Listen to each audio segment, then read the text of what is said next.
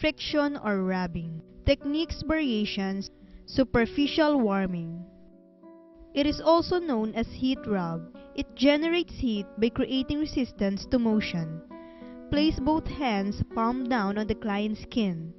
The fingers of each hand should be together firmly.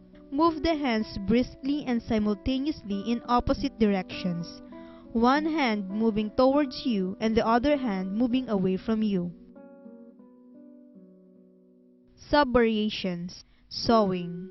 Fingertips, knuckles, or ulnar surface of one or both hands may be used if the surface area treated is small.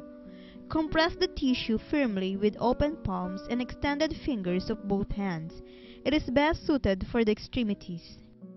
Rolling. Roll the skin, muscle, and surrounding tissues around the bone, moving both hands in opposite directions.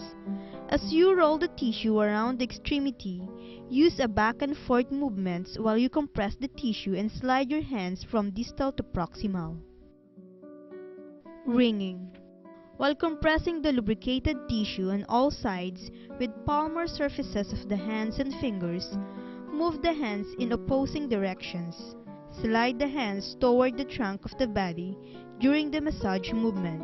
Wringing friction is performed vigorously, like wringing water out of a cloth. The movement is best suited for arms, legs, and fingers.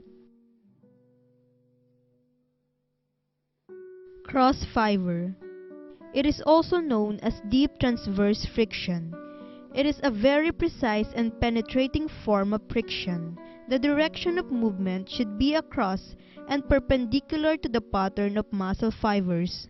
One or more fingers are placed on the skin at the exact site of a pain or injury. Apply firm, consistent pressure in one or both directions. Move the fingers in a back and forth motion. Chucking. It is also known as parallel friction. It refers to deep friction and applied in the same direction in muscle tendons or ligamentous fiber. It uses the thumbs or fingers to rub back and forth, moving the superficial tissue over the underlying structure. It is usually performed one-handed, while the other hand is supporting the limb that is being massaged. This movement is often applied between bony areas. Circular friction. It uses a small circular movement that glides superficial tissue layer over underlying tissue layer in different direction using the fingers or palms of the hand, particularly useful around the joints and in bony areas.